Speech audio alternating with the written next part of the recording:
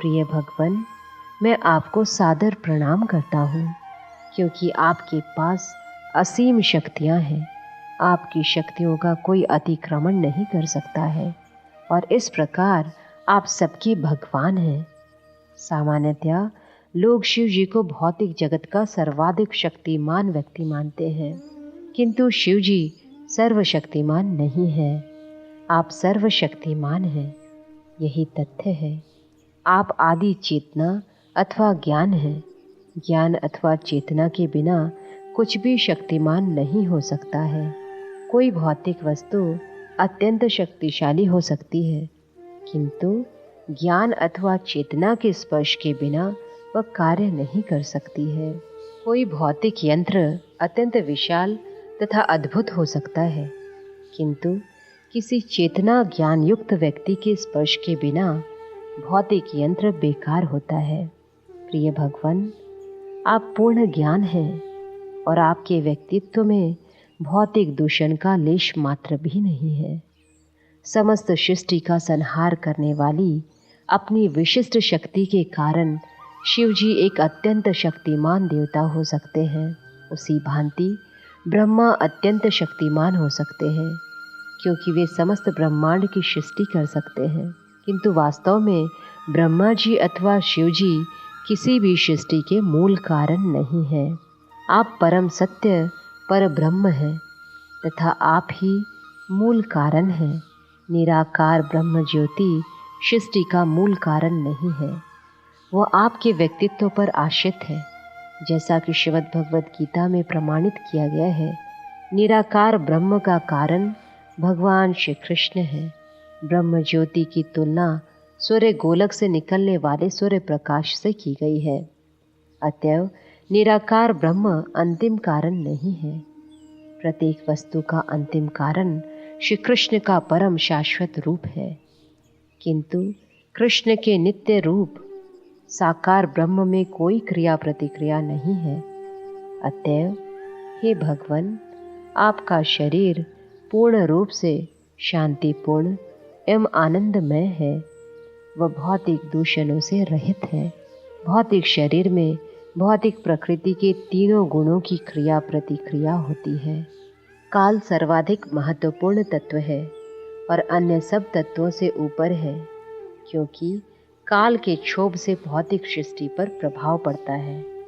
इस प्रकार प्राकृतिक पदार्थों का जन्म होता है और जैसे ही पदार्थों की उत्पत्ति होती है, सकाम कर्म भी दृष्टिगोचर होते हैं।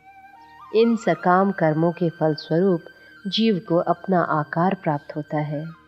वह एक विशेष प्रकार की प्रकृति प्राप्त करता है, जो एक सूक्ष्म शरीर तथा प्राणवायु, अहम, 10 इंद्रियों, मन तथा पंचभूतों से निर्मित स्थूल शरीर में निहित रहती है। तत्पश्चात ये सब इस प्रकार के शरीर की सृष्टि करते हैं, जो कि बाद में आत्मा के देहांतरण के द्वारा एक के बाद एक प्राप्त विभिन्न शरीरों का मूल कारण बन जाता है।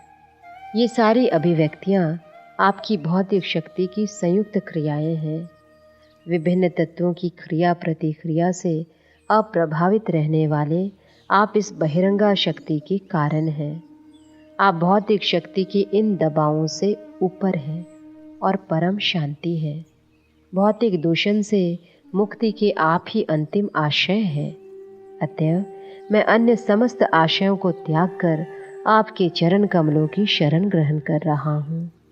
प्रिय भगवन, एक मानव के रूप में अभिनय करने के लिए श्री वसुदेव के पुत्र के रूप में आपका प्रकट होना आपकी पूर्ण स्वतंत्र लीलाओं में से एक है। भक्तों के लाभ तथा नास्तिकों के संहार के हेतु आप अनेक अवतारों में प्रकट होते हैं। भगवद गीता में आपने वचन दिया है कि जैसे ही प्रगतिशील जीवन प्रणाली में असामंजस्य होता है, वैसे ही आप प्रकट होते हैं। इस वचन को पूर्ण करने के लिए ही ऐसे समस्त अवतार होते हैं। जब अनियमित विधानों के कारण अव्यवस्था फैलती है, तब हे भगवन, आप अपनी अंतरंगा शक्ति के द्वारा प्रकट होते हैं। आपका मुख्य कार्य देवताओं तथा आध्यात्मिक रुचि वाले मानवों की रक्षा एवं पालन तथा भौतिक व्यवस्था के स्तर को बनाए रखना है। आपका मुख्य कार्य देवताओं तथा आध्यात्मिक रुचि वाले मानवों की रक्षा एवं पालन तथा भौतिक व्यवस्था के स्तर को बनाए रखना है। इस प्रकार की व्यवस्था को बनाए रखने के साथ साथ दुष्टों एवं असुरों के प्रति आपकी हिंसा पूर्ण रूप से उपयुक्त है। आपने अभी पहली बार अवतार नहीं लिया है। हमें यह समझना चाहिए कि आपने ऐसा अनेक बार पहले भी किया है। प्रिय भगवान, मैं यह निवेदन करना चाहता हूँ कि आपके द्वारा छोड़े गए नारायण ज्वर से मुझे समुचित दंड मिल गया है।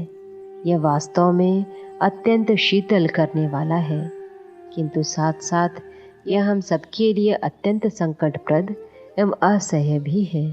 प्रिय भगवान, जब तब व्यक्ति भौतिक इच्छाओं के वशीभूत होकर तथा आपके चरण कमलों के अंतिम आशय से अनजान रहते हुए कृष्ण भावनामृत को भुलाए रहता है, तब तक भौतिक शरीर वाला प्राणी प्रकृति के त्रिताप से पीड़ित रहता है।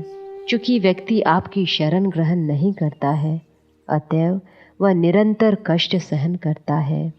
शिव ज्वर की स्तुति सुनकर भगवान श्री कृष्ण ने उत्तर दिया, हे त्रिशीषधारी, मैं तुम्हारे कथन से प्रसन्न हुआ। निर्भय रहो, अब तुम्हें नारायण ज्वर से और कष्ट नहीं होगा। अब न केवल तुम नारायण ज्वर के भय से मुक्त हो, अपितु भविष्य में जो व्यक्ति शिव ज्वर तथा नारायण ज्वर के मध्य के इस युद्ध का स्मरण करेगा, वह भी समस्त भय से मुक्त हो जाएगा। श्री भगवान के वचनों को सुनकर शिव ज्वर ने उनके चरण कमलों में सादर प्रणाम किया और वहाँ से चला गया। इसी मध्य बानासुर ने किसी प्रकार अपनी दुर्बलताओं पर विजय करके अपनी शक्ति का पुनः संचार किया और युद्ध करने के लिए लौट आया। इस बार बानासुर अपने सहस्रों हाथों में विभिन्न प्रकार के शस्त्रास्त्र लेकर रथ आरूढ़ भगवान श्री कृष्ण के सम्मुख प्रकट हुआ। बानासुर अत्यंत अशांत था। वह भगवान श्री कृष्ण के शरीर पर अपने विभिन्न अस्त्रों की वर्षा करने लगा। जब भगवान श्री कृष्ण ने बानासुर के अस्त्रों को अपनी ओर आते हुए इस तरह देखा जैसे छलनी में से पानी बाहर आता है, तब उन्होंने अपना तीक्ष्ण धार वाला सुदर्शन चक्र लेकर एक के बाद एक बानासुर की एक सहस्र भुजाएं काटनी प्रारंभ कर दी। उन्होंने उसकी भुजाएं उसी प्रकार काट दी जिस प्रकार तेज कैंची से कोई माली पेड़ की डालियों को काटता है। शिव जी ने देखा कि उनकी उपस्थिति में भी उनके भक्त बानासुर की रक्षा नहीं हो सकती है। तब उनको सुध बुद्धि आ गई और वे स्वयं भगवान श्री कृष्ण के सम्मुख आए और निम्न प्रकार से स्तुति करके उन्हें शांत करने लगे। शिव जी ने कहा, प्रिय भगवान, वैदिक स्तोत्रों के आप उपास्य हैं। आपको न जानने वाला निराकार ब्रह्म ज्योति को ही सर्वोच्च परम सत्य मानता है। उसे यह ज्ञात नहीं होता कि आप अपने आध्यात्मिक तेज के पीछे अपने नित्य धाम में निवास कर रहे हैं। अतः हे भगवान, आपको परम ब्रह्म कहा जाता है। भगवद गीता में आपकी पहचान के लिए परम ब्रह्म शब्द का प्रयोग किया गया है। यद्यपि आप किसी भी भौतिक वस्तु से अप्रभावित हैं और आकाश की भांति सर्वव्यापक है, तथापि ऐसे सज्जन पुरुष जिन्होंने अपने हृदय में समस्त भौतिक दूषणों को धो दिया है, आपके दिव्य स्वरूप को पहचान सकते हैं। केवल भक्त ही आपका साक्षात्कार कर सकते हैं और कोई नहीं। आपके परम अस्तित्व से संबंधित निर्विशेषवादियों की धारणा के अनुसार आकाश आपकी नाभि के समान है, अग्नि आपका मुख है और जल आपका वीर्य है। स्वर्गलोक आपका शीश, समस्त दिशाएं आपके कान हैं, उर्वी लोक आपके चरण कमल हैं, चंद्रमा आपका मन है और सूर्य आपका नेत्र है। जहाँ तक मेरा संबंध है, मैं आपके अहम के रूप में कार्य करता हूँ। सागर आपका उदर है और स्वर्गलोक का राजा इंद्र आपकी भुजा है। वृक्ष व पौधे आपके शरीर के रोम हैं, मेघ आपके शीश के केश है और ब्रह्मा जी आपकी बुद्धि है। समस्त महान पूर्व पुरुष, जिन्हें प्रजापति के नाम से जाना जाता है, आपके लाक्षणिक प्रतिनिधि हैं। धर्म आपका हृदय है। आपके परम शरीर के निराकार लक्षणों को इस रीति से समझा जा सकता है, किंतु अंततः आप परम पुरुष हैं। आपके परम शरीर का निराकार लक्षण आपकी शक्ति का लघु अंश है।